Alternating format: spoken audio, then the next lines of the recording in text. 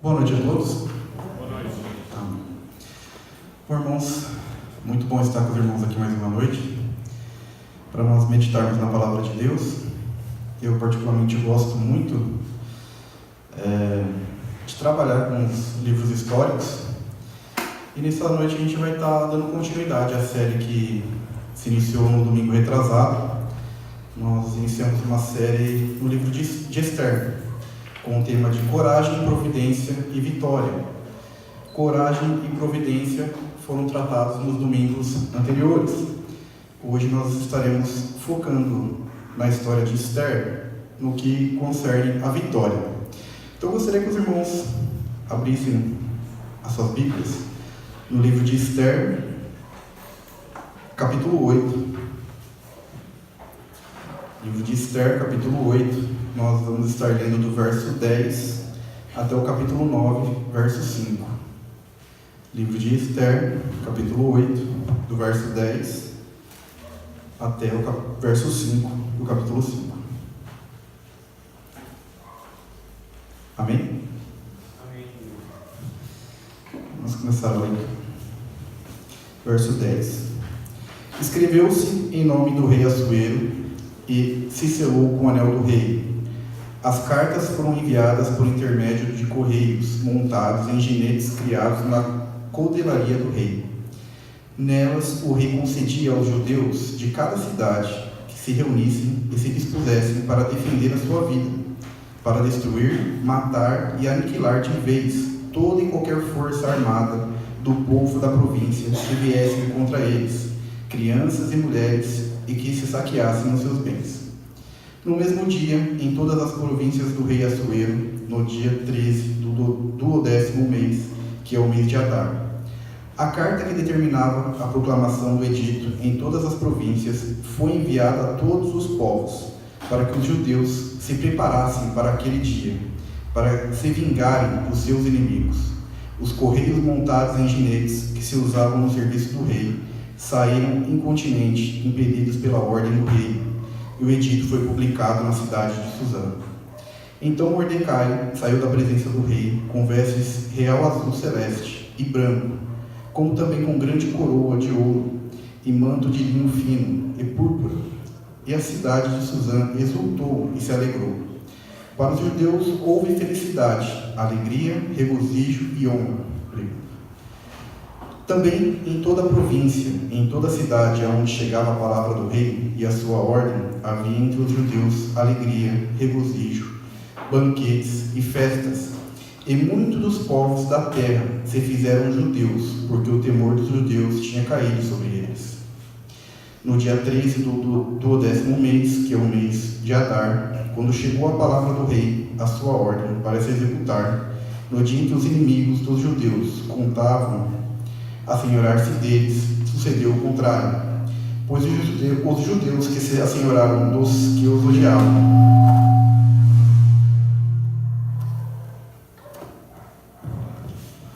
Porque os judeus das suas cidades, em todas as províncias do rei Assuero, se ajuntaram para dar cabo daqueles que eles procuravam o mal.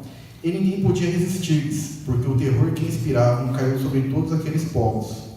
Todos os príncipes das províncias, e os sátrapas, e os governadores, e os oficiais do rei auxiliavam os judeus, porque tinham caído sobre ele o temor de Mordecai.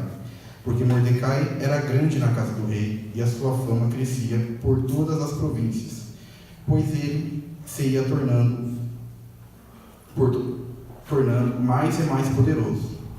Feriram, pois, os judeus a todos os seus inimigos a golpes de espada, com matança e destruição, e fizeram dos seus inimigos o que bem quiseram. Amém? Até aqui. Bom, pode ser que você esteja se sentindo perdido agora, né? Baseado no que a gente leu, você não esteja se encontrando historicamente do que nós estamos falando. Quem aqui já leu o livro de Esther? Pelo menos uma vez. Levanta a mão. Então vai ser necessário o que eu preparei aqui. Eu pretendo começar com uma introdução histórica para a gente se situar historicamente e entender um pouquinho melhor do que está acontecendo aqui. Eu sei que os irmãos que pregaram no domingo passado e retrasado também trouxeram um pouco da história de Esther, mas eu vou trazer um pouco da história para que a gente possa entender com mais profundidade o que está acontecendo aqui, ou até mesmo entender um pouco do que está acontecendo aqui. O livro de Esther, ele se situa no Antigo Testamento, e ele conta a história de dois personagens principais, Mordecai e Esther. Mordecai era o primo mais velho de Esther, que se tornou órfão muito nova e foi criada por Mordecai. Mordecai e Esther eram judeus que viviam no período do exílio. Na verdade, 236 anos após o reino Medo-Persa ter invadido Jerusalém, o reino do norte, e além de ter tomado todas as coisas de Jerusalém e do reino do norte, levou todo o povo como cativo, quase como escravo, para o reino Medo-Persa. Alguns anos depois dessa invasão Medo-Persa no reino do norte, outro reino, o reino babilônico, ele invadiu os reinos do sul, o reino de Judá, da descendência de Davi, como os irmãos pode ser que conheçam. Só que a gente está num período da história onde que o Império Babilônico ele caiu. Ele foi derrotado pelo Império Medo-Persa 183 anos depois do primeiro exílio no norte.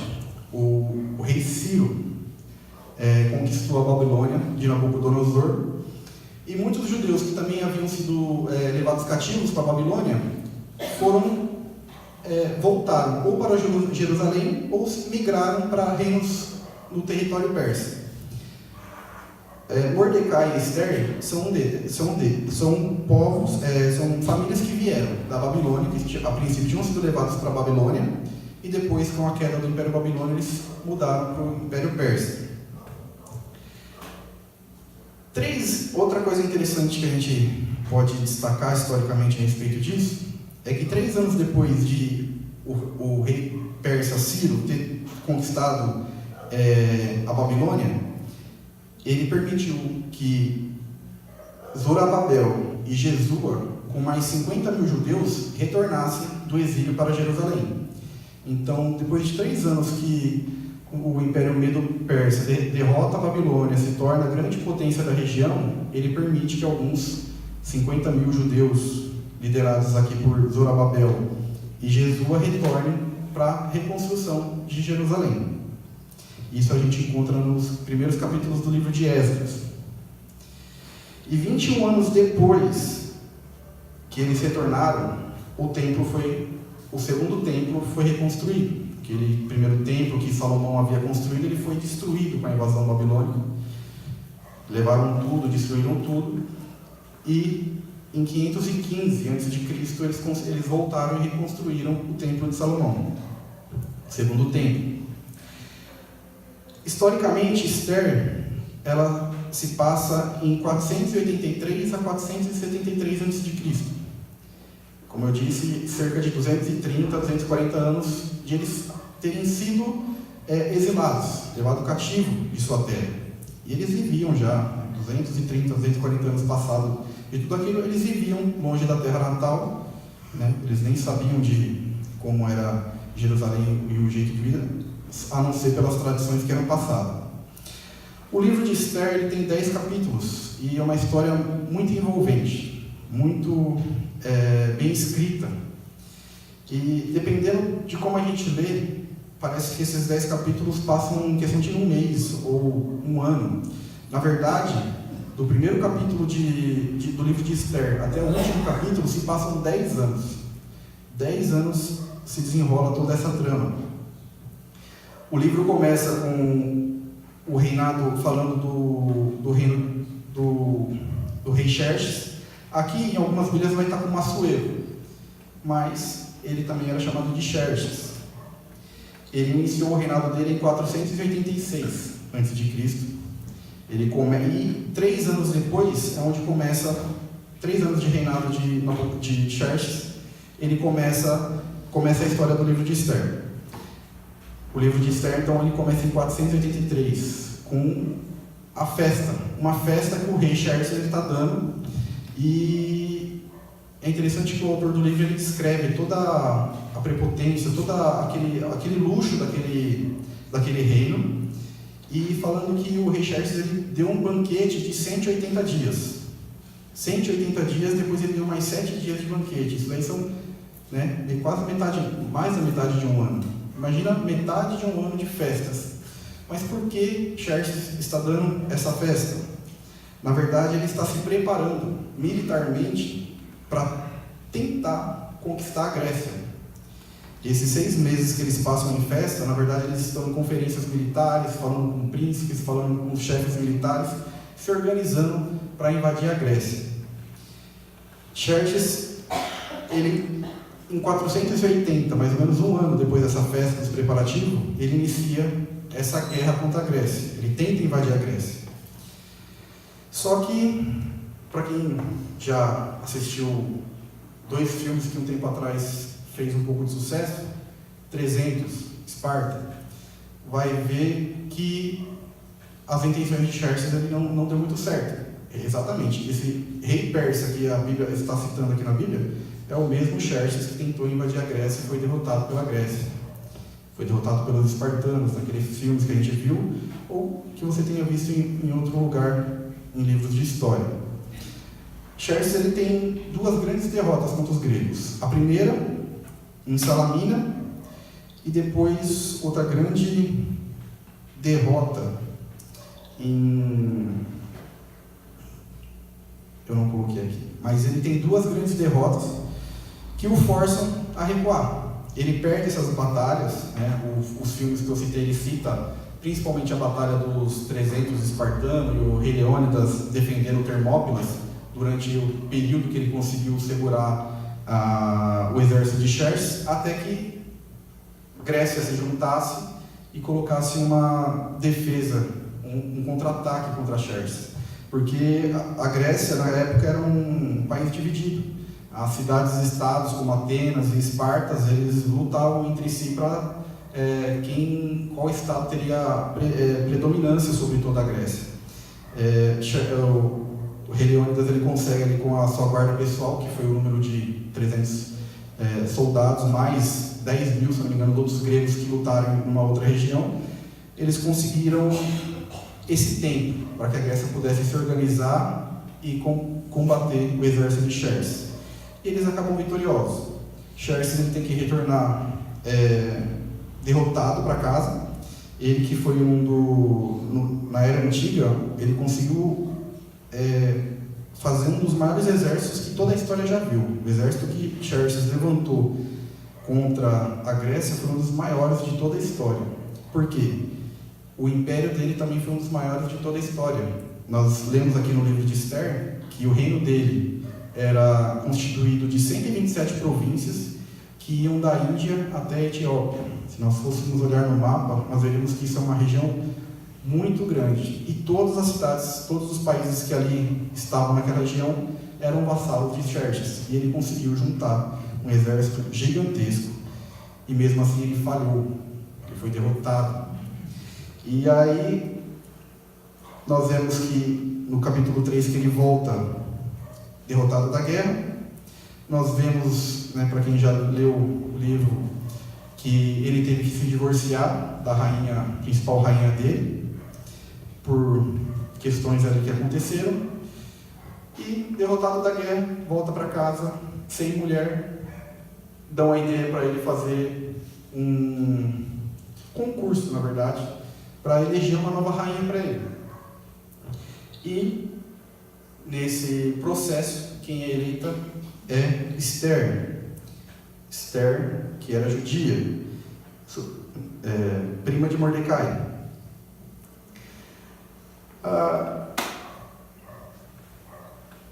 Outra coisa importante sobre Xerxes e a Grécia. Xerxes, em 480, ele avança para cima da guerra, da Grécia, e 45 anos depois, Alexandre o Grande vem com o exército grego e destrói a cidade de Suzã e toma posse, conta de todo o Império Persa. Então, ou seja, um período de 45 anos, uma pessoa que estava no auge do poder, no auge do reinado, que tinha todo aquele poder, em 45 anos o Império Persa ele se desfaz. Alexandre o Grande, ele desce, domina tudo, e no reinado do filho de Xerxes, Artaxerxes, ele destrói a cidade de Suzã e tudo que acontece, todo o cenário da qual se passa a história de Esther.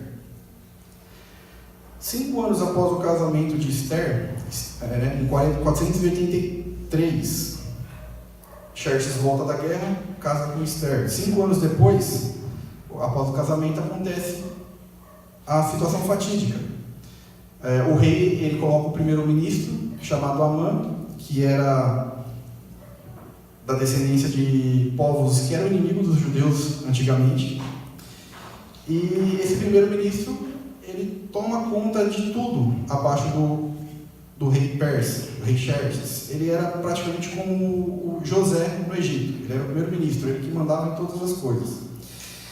E por algum motivo, Mordecai, que também era um oficial ali na corte do rei persa, ele não se prostrava diante de Amã. Quando Amã passava, era costume das autoridades a pessoa se prostrar.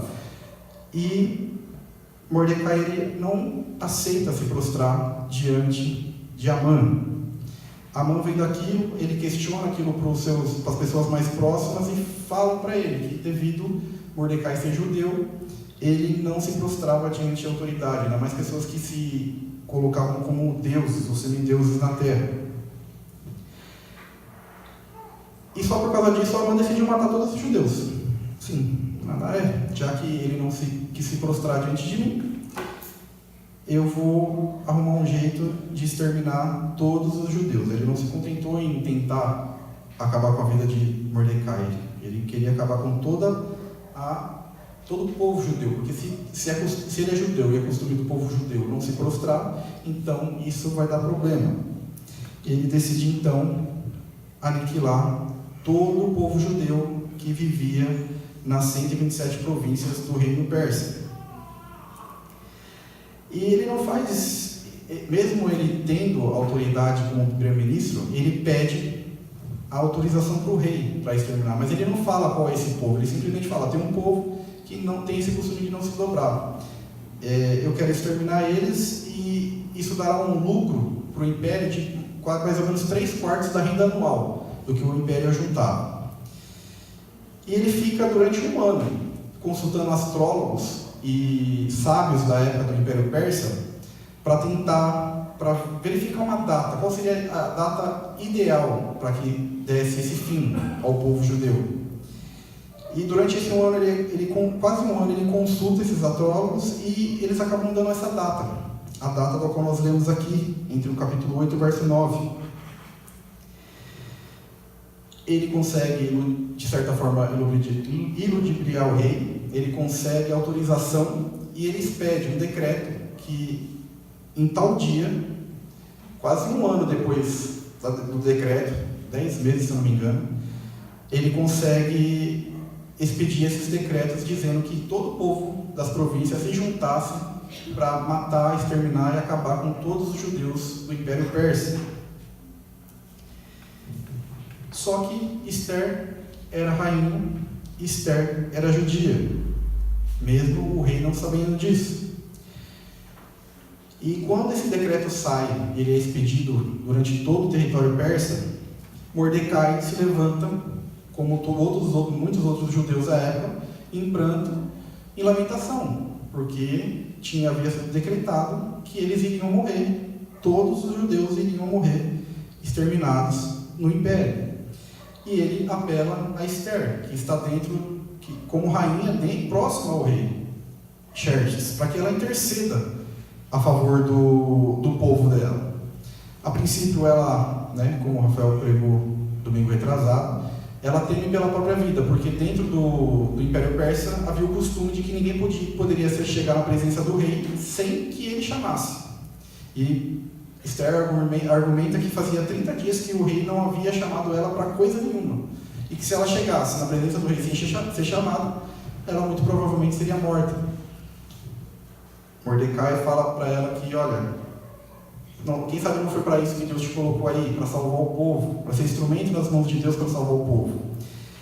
E ela aceita. E ela consegue se chegar na presença do rei.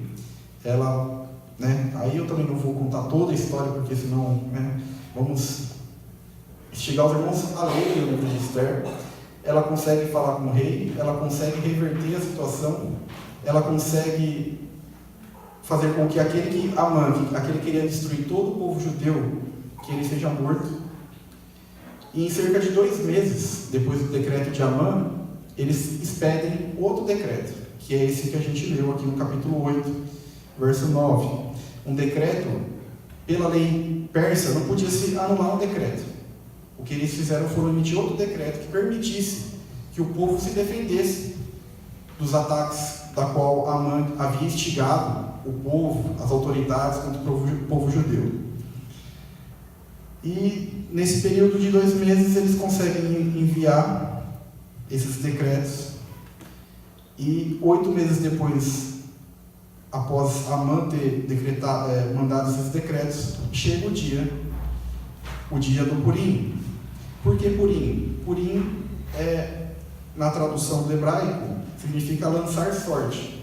Assim como Amã lançou sorte sobre o povo judeu, consultando astrólogos para ver qual dia seria o dia ideal para que eles fossem exterminados, o povo, com Deus ali através da vida de Esther, de Mordecai, conseguiu reverter essa situação. E como nós lemos no texto, no final das contas, quem foi exterminado foi todos os inimigos dos judeus em todas as províncias. Só na cidade de Suzã foram mortas cerca de 750 pessoas. Em todo o império foi 75 mil pessoas que naquele dia se levantaram contra os judeus, e os judeus ali, com o decreto do rei e com o auxílio das autoridades de cada cidade, conseguiram se defender, e não só se defender, mas também atacar e destruir todos os inimigos do povo judeu. Isso é um resumo. Eu incentivo os irmãos a lerem o livro de Esther. É um livro muito abençoador, um livro histórico, um livro que é mencionado por textos extras bíblicos, por historiadores da era antiga, como Flávio Josefo e Herodoto, historiadores famosos mundialmente que mencionam vários períodos da história, e eles falam a respeito disso. É um livro verídico, não é uma história, é uma história verídica, da qual Deus trouxe um livramento para o povo de Israel, que se encontrava no exílio. Um livramento tal qual se comparado ao Êxodo, quando Deus livrou o povo hebreu dos egípcios. E isso ficou tão marcado na história dos judeus que eles comemoram até os dias de hoje o Purim, essa data, desse livramento da qual Deus concedeu àquele povo. E é interessante que, por mais que o livro de Esther transborde coragem dos seus personagens, providência divina, é uma coisa que chega a escorrer do livro de Esther, porque se você vê os detalhes de como as coisas aconteceram, de coisas assim no time certinho, para que pudesse se desenrolar como se desenrolou a história, e vitória da qual Deus concedeu ao povo de Israel, ao povo que se encontrava no exílio na época, através da vida de Esther e de Mordecai. Os irmãos vão ver durante a leitura que muitas passagens, muitas situações, e como eu disse, em nenhum momento se cita o nome de Deus, em nenhum momento eles atribuem, o autor do livro, ele atribui alguma coisa a Deus, como por exemplo, Deus fez com que o rei Xerxes não dormisse à noite e fosse pesquisar nos livros das crônicas dos reis e verificasse que Mordecai havia denunciado 2 pessoas que teriam tentado matar. Se os irmãos lerem a história, vai ver que isso foi fundamental ali para o desenrolar da história. A providência de Deus vai do começo ao fim da história de Esther. E por que é interessante a gente fazer esse resumo histórico? A gente sabe que o povo de Israel estava no exílio. E por que o povo de Israel se encontrava no exílio? Se nós lemos os profetas antes do exílio, lermos os livros de Reis, lermos os livros de Crônicas, quantas e quantas vezes Deus não avisou o povo sobre o pecado deles, do que eles estavam fazendo ali contra a vontade de Deus. E Deus ali fala, através da boca dos profetas, que havia preparado algo para o povo, que o povo seria invadido, seria destruído, seria levado cativo, mas que Deus continuaria cuidando do povo. E mesmo se passado 230, 240 anos, um povo que não estava na sua terra, um povo que estava imerso em culturas estrangeiras, em nações que adoravam outros deuses, nós vemos o cuidado de Deus, o zelo de Deus com o povo dele, mesmo em território alheio, mesmo em território estrangeiro. O livro de Abacuque 3, Abacuque foi um dos profetas que profetizaram esse exílio do povo de Israel. Os irmãos sabem qual que é a diferença entre um profeta e um sacerdote? Qual que é a diferença fundamental entre um profeta e um sacerdote? Profeta é aquele que fala de Deus aos homens, é aquele que traz a mensagem de Deus, aquele que recebe a iluminação, a palavra de Deus e fala à nação, fala ao povo. O sacerdote, ele trabalha na linha contrária, ele fala a Deus pelos homens, ele apresentava sacrifícios, ele falava, ele intercedia diante de Deus pelos homens. E é por isso que Jesus é o nosso sumo sacerdote, nosso sumo profeta, nosso sumo rei. É bom a gente entender essas coisas para a gente entender um pouquinho mais o contexto da história.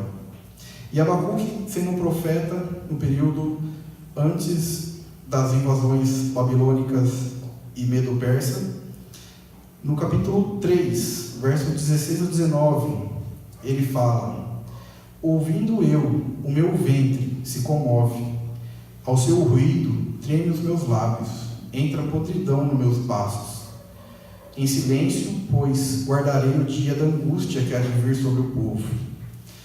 Ainda que a figueira não floresça, nem haja fruto na vide, ainda que falhe o produto da oliveira e os campos não produzam o mantimento, ainda que o rebanho seja exterminado da malhada e nos currais não haja gado, todavia eu me alegrarei no Senhor, exultarei no Deus da minha salvação. O Senhor é Deus, o Senhor Deus é minha força. Ele fará os meus pés como os da corça, me fará andar sobre os lugares altos. Você imagine Deus ali falando com o profeta, mostrando tudo que ele tinha preparado, todas as invasões, todas as mortes, tudo aquilo que de trágico que aconteceu com o povo de Israel devido ao seu pecado. E aí você vê no verso 16 como ele se sente diante de tudo aquilo. Ele vê toda aquela destruição iminente. Ele ali se comove, os lábios tremem, sente como se os ossos estivessem podres. Mas ele fala que em silêncio aguardaria a angústia que haveria de vir do povo. Você imagina você saber daquilo que está por vir, daquilo que seria ruim, daquilo que destruiria toda a sua vida do jeito que ela era. Comentaristas falam que ele questiona Deus do porquê daquilo tudo, mas você vê que no verso 17, 18 e 19 ele já muda o que ele fala, o estado de espírito dele, da aparente destruição para a esperança. Por quê? Deus mostrou que mesmo o povo passando pelo sofrimento que ia passar, pelo exílio, por tudo aquilo que de ruim que iria acontecer, ele viu que o que aconteceu no livro de Esther ia acontecer em toda a Bíblia. Deus sendo fiel, Deus cuidando do seu povo, mesmo diante das aflições, mesmo diante da perseguição. É fato que Deus não nos poupa de todo sofrimento, de toda angústia, de tudo que pode acontecer com uma pessoa de ruim na terra. Mas toda a palavra de Deus, ela é imersa em misericórdia, em graça, em salvação. Deus, ele age com misericórdia com o seu povo. Misericórdia é aquilo que a pessoa não merece, mas mesmo assim Deus faz.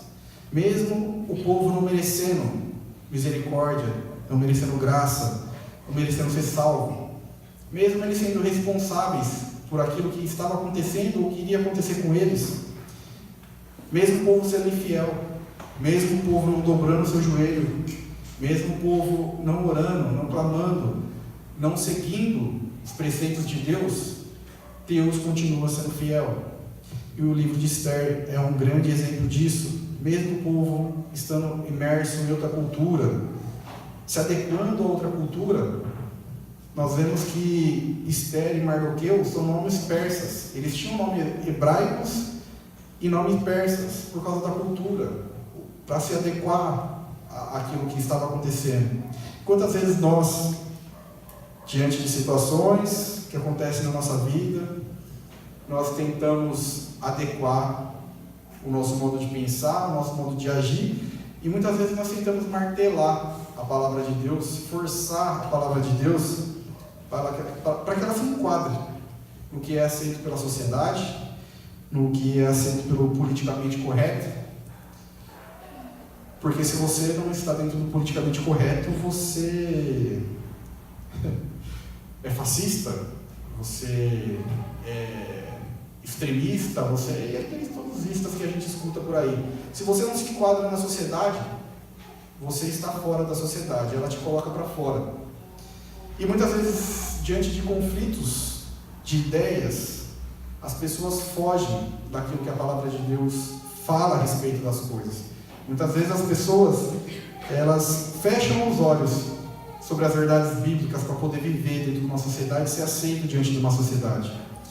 Mas nós esquecemos de textos como os 1 Romanos, onde Deus entregou o mundo à sua própria cobiça, à sua própria sujeira, ao seu próprio modo de pensar, ao seu próprio modo de agir. A gente não pode esquecer que Deus condena a nossa sociedade pela sua pecaminosidade, por tentar perverter os conceitos de Deus, né? Com a palavra de Deus, ai daquele que transforma o bem em mal e o mal em bem. E quantas coisas assim não são na sociedade? Coisas que claramente na Bíblia são ditas que são daquele jeito, mas por pressões externas, perseguições sociais, nós nos deixamos calar, nós nos deixamos nos amedrontar, né, para ser socialmente aceito. E você vê na atitude de Mordecai que ele não foi assim. Ele poderia se dobrar diante de Amã e nada disso ter acontecido. Mas foi exatamente o pilar de toda a história, Amã não ter sido dobrado. O inimigo tentou o mal contra ele e Deus transformou o mal que o próprio inimigo tinha transformado, tinha planejado para o povo de Israel, para ele, para a família dele, para todos aqueles que eram inimigos do povo de Deus. Se vocês lerem na história de Esther, você vai ver que Amã construiu uma forca de 22 metros de altura para enforcar enforcar o Mardoqueu. Mas quem acabou sendo enforcado nessa forca foi o próprio Amã, por ordem do próprio rei. Os 10 filhos de Amã foram mortos e todos aqueles que odiavam a Deus. Deus é fiel ao seu povo. Mesmo, muitas vezes, a gente não sendo fiel a Deus. Isso é padrão para um cristão? Não. Não é só porque Deus continua sendo fiel, mesmo a gente sendo infiel, é que nós podemos nos conformar com isso. Nos conformar com esse estilo de vida da qual a sociedade nos impõe. Nós não podemos abrir mão dos nossos princípios. Mas para que nós não possamos abrir mão dos nossos princípios, nós temos que conhecer os nossos princípios. Se você é cristão, o seu manual de vida, de como agir, do que é certo, do que é errado, é a palavra de Deus. Não podemos abrir mão disso. Não podemos negociar as verdades divinas com a sociedade. Se o mundo é pecaminoso, do mesmo modo do qual Jesus nos ensina, a A intenção do mundo é sempre perverter aquilo que é santo, aquilo que é puro e aquilo que é verdadeiro. Não podemos nos deixar abater por essas situações. E não podemos deixar de ter paz no nosso coração e certeza de que Deus cuida de nós. Como eu disse, em toda a palavra de Deus você vai ver Deus cuidando do seu povo, como nação, como grupo e principalmente pessoalmente. Deus cuida dos seus, em grupos, na nação e pessoalmente. Eu gostaria de ler João 10, do 27 ao 30. Que você tenha paz na leitura e confie que realmente Deus guarda, protege você. João 10, 27 ao 30. As minhas ovelhas ouvem a minha voz e eu as conheço, e elas me seguem. Eu lhes dou vida eterna e jamais perecerão, e ninguém as arrebatará da minha mão. Meu Pai que as me deu é maior do que todos, e ninguém pode arrebatá-las da mão de meu Pai. Eu e o Pai somos um. Nós vemos Deus cuidando do povo na história. Nós vemos Deus, através da vida de Jesus, nos declarando coisas tão maravilhosas como essa. E quantas vezes nós não perdemos a paz? Quantos, eu vou dizer lá fora, porque, quantos lá fora não acham que pecando eles perdem a salvação? E depois, pedindo perdão e se arrependeram, Deus concede a salvação de novo. E aí até o próximo pecado, até o próximo tropeço, e fica nesse tormento durante toda a vida. Eu pequei, eu perdi a salvação, eu preciso me arrepender, pedir perdão, que meu nome vai ser escrito de novo no livro da vida. Tenha essas palavras na sua mente. No verso 18: eu lhes dou a vida eterna e jamais perecerão, e ninguém, inclusive você mesmo, as arrebatará da mão de Deus. Nem nós, com nossos pecados, podemos tirar ou anular a soberania e a vontade de Deus. Se Deus determinou a salvação na nossa vida, não há nada e nem ninguém que pode tirar a salvação das nossas vidas. Deus nos promete a eternidade. Então, saiba, em qualquer coisa que aconteça na sua vida, nós sabemos que há famílias em luto, há famílias que há pessoas desempregadas, há famílias passando por situação difícil. Isso acontece. Isso você vai ver também em toda a Bíblia. Povo de Deus passando por situações difíceis. Mas Deus promete que cuida, que zela, que guarda os seus. Não podemos esquecer disso. Como eu disse, quantas pessoas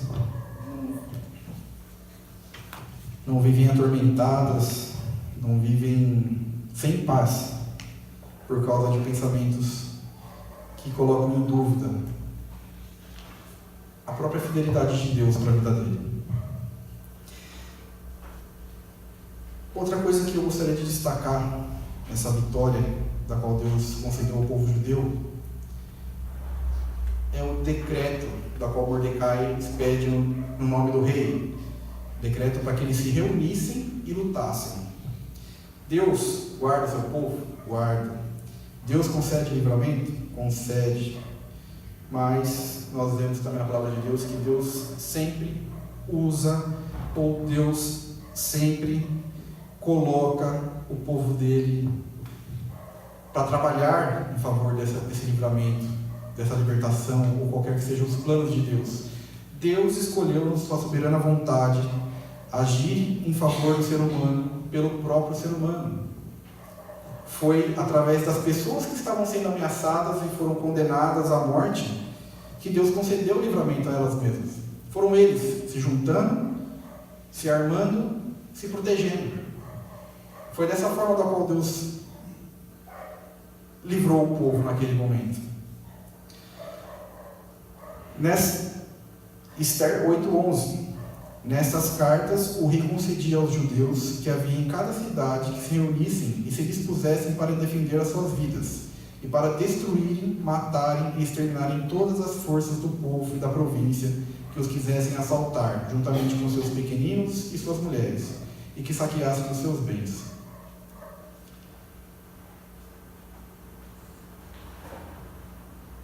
Essa questão do decreto, da qual Mordecai envia para o povo se unir, para juntar e enfrentar essas dificuldades, ela ressoa nas nossas vidas. No ser de igreja, no estarmos aqui, nos apoiarmos uns aos outros, para nos proteger, para nos guardar e para levar a mensagem de salvação para a vida das outras pessoas. E é interessante que no livro de Esther ele também aponta para o próprio Cristo a história em si, o enredo.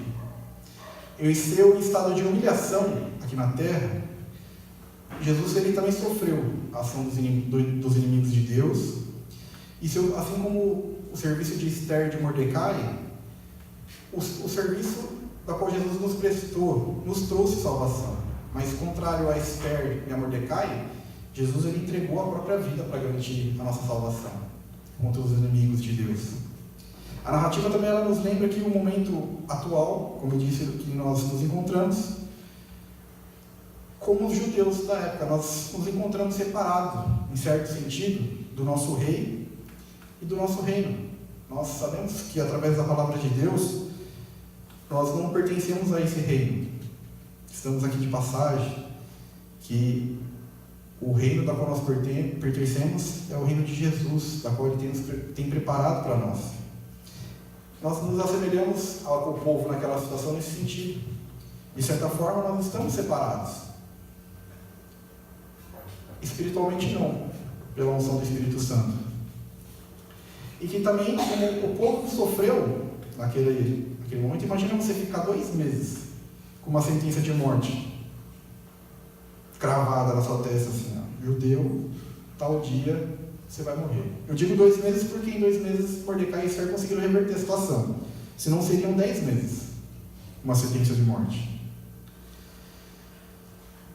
E mesmo assim, o povo poderia fugir, né? Você tem 10 meses para até... Você poderia fugir, você poderia se converter para outra religião, você poderia passar para o lado do inimigo.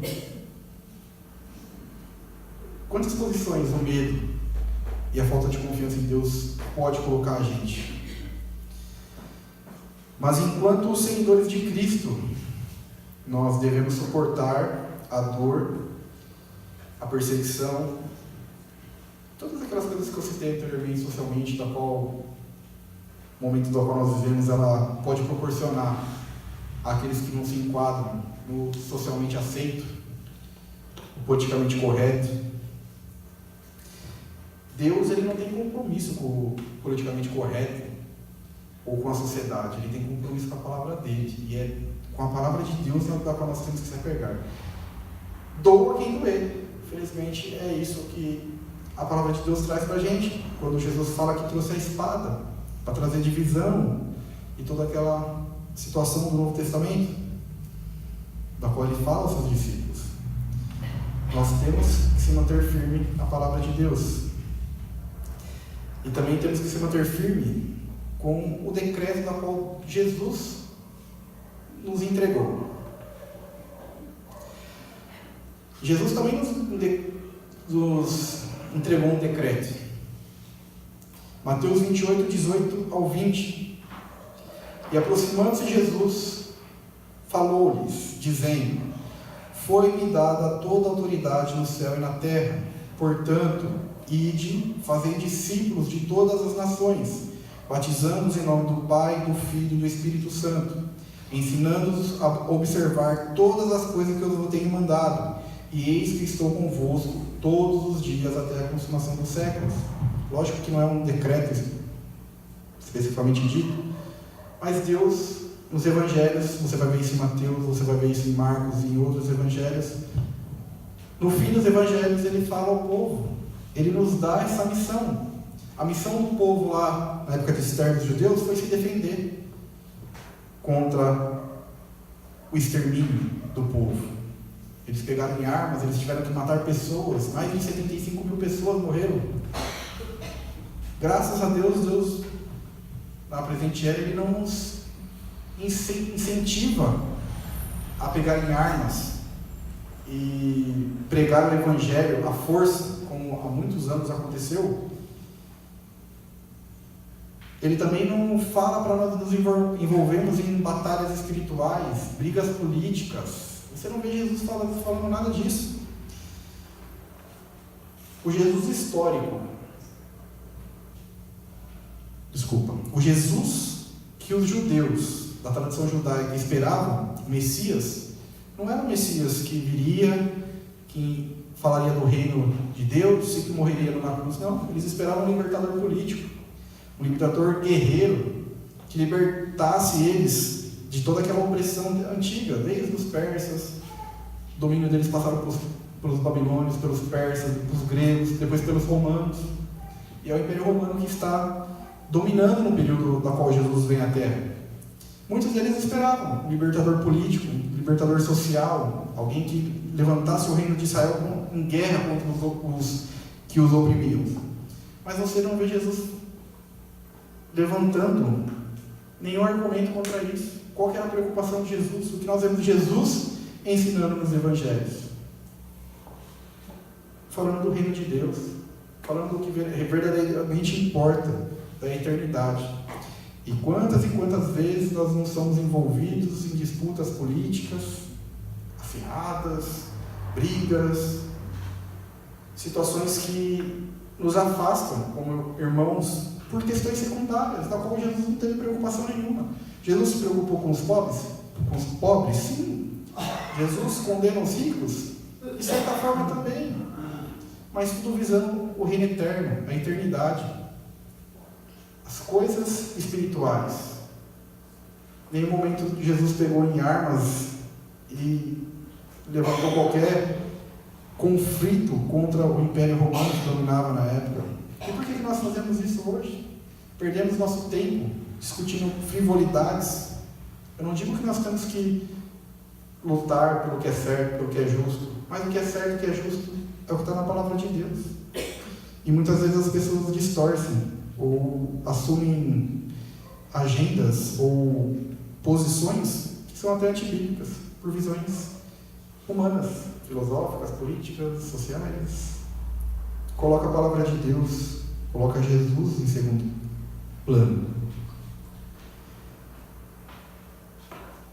Que nós possamos nos unir, nos juntar em prol do Evangelho, cumprir esse propósito da qual Ele nos incumbiu, de levar o Evangelho, de lutar pelo Evangelho, de lutar pela pregação do reino de Deus. Foi com isso que Jesus se preocupou nos 3 anos de ministério dele, e foi para isso que Ele nos chamou. Não podemos desviar desse objetivo. E o interessante também, Esther 8,17, diante de tudo que aconteceu, outro ponto que foi fundamental nessa vitória, algo extraordinário que eles nem esperavam que iria acontecer. Verso 17: também em toda a província e em toda a cidade, aonde chegava a ordem do rei ao seu decreto, havia entre os judeus alegria e gozo, banquete e festas, e muitos dentre os povos da terra se fizeram judeus, pois o medo dos judeus tinha caído sobre eles. Era algo que eles nem esperavam. O povo ficou tão temeroso da situação, de como teve aquela reviravolta e como tudo se deu, que muitas pessoas de outras nações, o texto diz que se converteram ao judaísmo, se tornaram judeus proselitos. E foi algo extraordinário, foi algo inesperado, mas foi algo que aconteceu.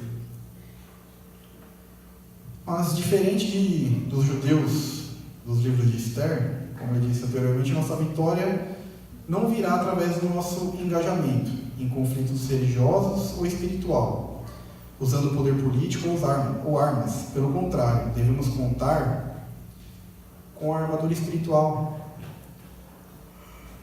para proteção enquanto levamos o Evangelho a um mundo hostil. Nós vamos falar da armadura espiritual no livro de Efésios 6, do 10 ao 20. O objetivo da qual Deus nos incumbiu é levar o Evangelho para toda a nação, todo o povo, toda a pessoa, para que eles ouçam a palavra de Deus, para que eles se convertam, para que eles conheçam a Deus, para que eles conheçam o Deus do qual decidiu se revelar a nós através da palavra do Evangelho, através da Bíblia. Só que para nós levarmos a palavra de Deus a outras pessoas, nós temos que conhecer a palavra de Deus. Tem alguém que pode dizer que conhece tudo da palavra de Deus? Ou cada vez que você leu aquele capítulo que você leu um mês atrás, você tem um aprofundamento daquilo? Cada vez que você lê, que você coloca seu joelho no chão diante de Deus e pede discernimento, sabedoria, inspiração do Espírito Santo para entender e compreender a palavra de Deus, nós nos aprofundamos no conhecimento da palavra de Deus. Nos aprofundamos em conhecer a Deus. Como eu disse anteriormente, tem muitas pessoas que conhecem Deus de uma forma muito rasa. E essas pessoas que falam, para quem quer ouvir, coisas absurdas, pessoas que, através desse conhecimento raso que tem de Deus, talvez nem aceitaria Deus como Ele é revelado a nós na palavra de Deus. Muitos dizem aí por todos os cantos, com entonação: Deus é amor, Deus é um Deus de paz, Deus é um Deus que quer salvar o mundo. E aí isso é verdade, mas a palavra de Deus também fala que Deus é o Deus de ira, a Ele pertence a vingança, Deus é justo. Nós vemos ali situações da qual Deus utiliza seu povo como forma de se vingar. É que o nosso estado pecaminoso às vezes não consegue compreender como que uma pessoa pode se vingar e não pode pecar. Para muitos, vingar-se e pecar está totalmente associado. Não tem como você se vingar sem pecar, ou se irar sem pecar. Mas a palavra de Deus fala que Deus faz todas essas coisas. Mas tem gente que se fala que Deus é um Deus Deus se ira, Deus se vinga, que talvez Ele não seja aquele bom velhinho com a barba branca no céu, abençoando todo mundo, ou como muitas igrejas pregam aí, barganhando, trocas, promessas por bênçãos. Não é um Deus que a pessoa acredita. Eu já vi pessoas postarem e falarem: olha, se Deus for esse Deus, eu não quero esse Deus para mim. Pessoas que muitas vezes dizem professar a mesma fé que nós, mas Ele conhece o suficiente para falar desse Deus para outras pessoas, para ter um conhecimento de Deus mais profundo, um relacionamento com Deus mais sério. Talvez você se surpreenda se você se aprofundar em ler a palavra de Deus e conhecer realmente o Deus que a Bíblia nos revela. Por isso, nós temos que conhecer a palavra de Deus, temos que nos aprofundar em oração, em conhecimento da palavra. Talvez Deus não seja isso que você projetou na sua mente e que você proclama. Não, talvez seja, graças a Deus. Mas o que eu quero dizer é que nós temos que nos aprofundar no conhecimento da palavra de Deus, no relacionamento com Deus, conhecer esse Deus e aquilo que Ele se propôs a nos revelar sobre Ele, sobre os planos dEle e sobre o que Ele tem preparado para nós. E só para terminar, Marcos 16, do versículo 15 ao 16, mais uma vez, Jesus dizendo aos seus discípulos: e disse-lhes: ide por todo o mundo, pregai o Evangelho a toda criatura. Quem crer e for batizado será salvo, mas quem não crer será condenado. É isso. Nós temos que tirar o objetivo de resultado. Deus quer que nós simplesmente preguemos a palavra, independente se a pessoa vai crer ou não vai crer. Quem opera o realizar é Deus. Nós plantamos a semente, para isso que Ele nos chamou, para plantar a semente do reino, do Evangelho no coração das pessoas. Não devemos nos ater a resultados, porque quem dá o resultado é Deus, e é para Deus. E é isso, gente. Esses aspectos da vitória em Esther, que nós podemos observar no livro de Esther. Se você ficou meio perdido Dá uma lida no livro de Esther, são 10 capítulos. Garanto que em 1 ou 2 horas que você leia, você vai compreender talvez alguma coisa que você ficou meio sem entender. Leia numa Bíblia de estudos, Bíblia de Genebra, ela vem com vários comentários, introduções e vai explicar para você. E você com certeza vai sentir um pouco dessa imersão da providência de Deus, do exemplo de coragem da qual Mordecai e Esther nos passa através da vida deles, e de tudo aquilo que aconteceu como exemplo para nós nos engajarmos na caminhada da qual Cristo nos propôs, da qual Ele nos chamou, Ele nos resgatou, Ele nos salvou. Não há mérito nenhum, humano nenhum, na nossa salvação. Ele nos chamou, Ele nos salvou, Ele cuida de nós, é Ele que nos dá a fé, até a fé da qual nós precisamos para crer nele, para obedecer a Ele e vem dele. Não caia nessa armadilha de achar que há mérito humano na nossa salvação. Se fosse pelos nossos méritos e pelo aquilo que nós fazemos, como bom calvinista que eu sou, a única coisa que eu posso dizer é que nós mereceríamos o inferno. Mas pela graça e pela misericórdia, Deus nos concede a vida eterna. Mesmo merecendo o inferno, Deus nos concede a vida eterna. Não pelo que nós somos ou pelo que nós fazemos, mas sim pelo aquilo que Ele é. E Deus com certeza é fiel e cumprirá tudo aquilo que Ele planejou para a nossa vida, independente de como a nossa vida se encontra. A situação esteja boa ou ruim, Deus é Deus nas nossas vidas. Amém?